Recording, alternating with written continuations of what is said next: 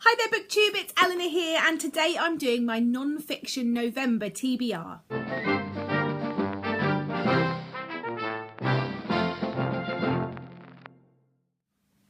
So if you haven't seen the announcements, Olive from A Book Olive and Gemma from Non-Fic Books will be running Non-Fiction November again this November. They did it last year and it was really great. It was a really fun way to get yourself reading a bit more non-fiction, as they explain in their videos, which I will link both of them down below. It's a very relaxed readathon over the month. Basically, they just want to encourage people to read more non-fiction books. So if you don't normally read non-fiction, maybe you pick up one. If you normally read one, maybe you try and pick up two. It's just the aim to pick up more non-fiction than you would usually. And as always, there are 4 little challenges if you want to push yourself and help yourself to narrow down the books that you're putting on your TBR. So I have quite a lot of non-fiction books that I'm interested in getting to, and I work much better at having a big TBR and then picking 1 or 2 from them. So I won't be getting to all these books that I'm talking about today, but I'm certainly going to try and read a few of them. So the first challenge is a word. What they do is each 4 challenges is a word, and it's just a word to sort of encourage you to pick a book. So I'll explain as we go along. The first one is new, and this can be a new book for you, a new idea, a new a new category that you haven't read about before.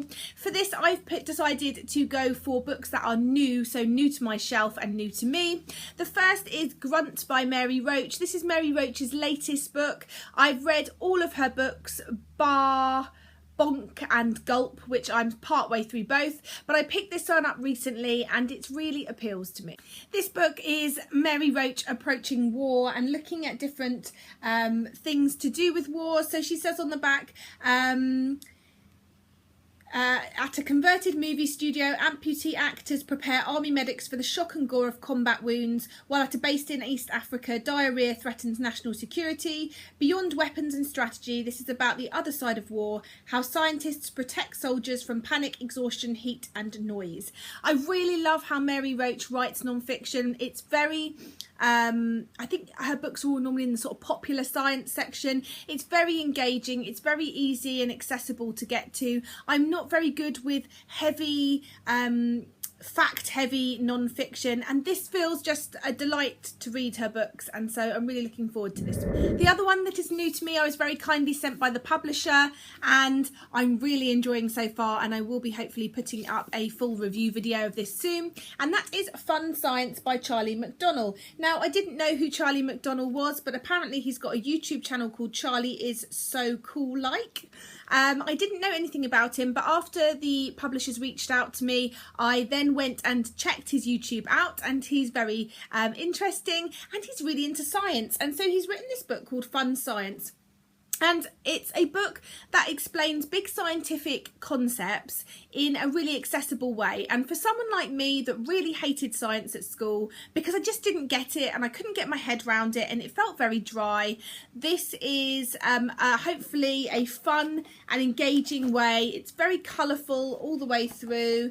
There's loads of weird pictures and big font. And so far I have started this one. I'm part way through. I'm not very far through, but I'm really enjoying it. So I'll be coming back to you on this one and letting you know what I've learned. The second word is controversial.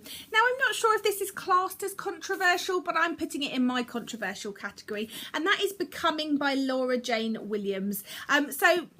You may have heard about this if you saw the haul when I hauled this, but if you haven't, I bumped into Laura Jane Williams at King's Cross Station when I was waiting for Caitlin from Kitty G. She had her book with her. I recognised her, I googled her, and I realised that she'd written a book, a non-fiction book.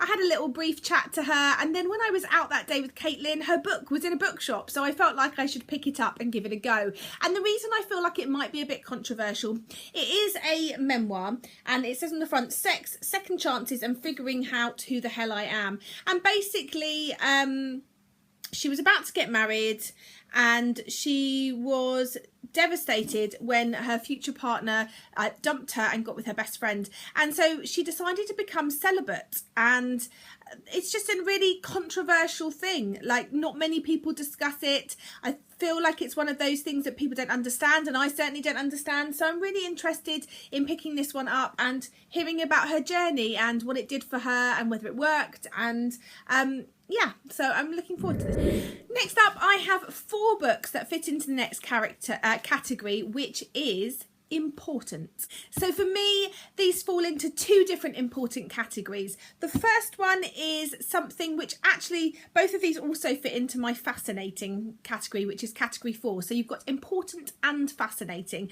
So I am both fascinated by these subjects, and I think they're important. I'm continuing on with my journey about North Korea with Nothing to Envy by Barbara Demick, Real Lives in North Korea. If you've watched my channel, you'll know that I really loved Yeonmi Park's In Order to Live, and I can't wait to find out a bit more about North Korea from another perspective. And then another North Korean defector story, The Girl with 7 Names by Hyunse Lee. I've heard this is a really good one, so I will be picking up both of these at some point, and they're both fascinating and I think important. And in a totally different subject area, both fascinating to me because I am a mummy, and important because I think they're probably going to be important reads and things that I take things from. The first is Glitter and Glue by Kelly Corrigan. This was recommended to me a long time ago by the lovely Patty from I Smell Books, who's no longer making videos, but she does have a blog, so I will link that down below. I'll read you the back of this one because it's really intriguing. When Kelly Corrigan was in high school, her mother neatly summarised the division of labour in her family as, "Your father's the glitter and I'm the glue." This meant nothing to Kelly, who was sure that her mum would be nothing more than background for the rest of her life, which she was gradually orienteering toward adventure. After college, armed with a backpack and her personal mission statement and a wad of traveller's checks, she took off to see things and become interesting. In a matter of months, her bum bag full of savings had dwindled, and it became clear that unless she was ready to go home, she needed a job. That's how she met John Tanner, a newly widowed Australian father of 2 looking for a live-in nanny. There, in that small motherless house, her mother's voice was suddenly everywhere. Each day she spent with the Tanner kids was a day she spent reconsidering her relationship with her mother, turning it over in her hands like a shell, trying to hear whatever message might be trapped in its shadowy spiral. I think for me this is really interesting because I do sometimes feel like I'm the glue. I'm in my family, I'm the one that keeps it together. I keep the schedule going, I make sure everyone's got food, I'm cleaning the house, I'm making sure Matilda's needs are cared for, and Daddy gets home and he plays and he's fun, and he's the glitter and the glitz and the special treat. And you do sometimes feel not left out or unwanted, but you do feel like you don't get as many of those moments, and it's just your role, and it's learning to love that role. And I love my role. I wouldn't give it up for the world. And so I think this is going to be a really interesting one, and yeah, I'm looking forward to it. And then the next is one that my mother-in-law gave me a long time ago, maybe after Matilda had only been a year old, so a good 2 or 3 years ago, and it's called What Should We Tell Our Daughters? The Pleasures and Pressures of Growing Up Female by Melissa Ben. This, I believe, is a feminist novel. It looks at the pressures that face young women in today's society. So we're looking at the dark art of male condescension, how to recognise it and counter it, the strange connection between academic achievement and the rise of heroin chic, the uses of anger, biological breaking points and how to manage them, how to curb pornography and the threat of new puritanism, the myth of the exceptional woman. And it says at the bottom here, this is a manifesto for every mother who has ever had to comfort a daughter who doesn't feel pretty, for every young woman who outperforms her male peers professionally and wonders why she is still not taken seriously, and for anyone interested in the world we are making for the next generation. So I think this is going to be a really interesting one, and again an important one, especially in my life and where I am at the moment in it. So that's a lot of books. I don't expect to get through all of these, but I like to give myself plenty of choices. There's plenty from different characters. I've also got another one coming in the post, but I can't talk about that one because it's to do with my book buddy box for November, so I want to wait till they've gone out before I talk about that one. But that's it. So are you taking part in Non-Fiction November? Let me know if you are. Let me know what you're planning on reading. Have you read any of these? Let me know if you thought they were any good. And I look forward to speaking to you soon. Bye for now, BookTube.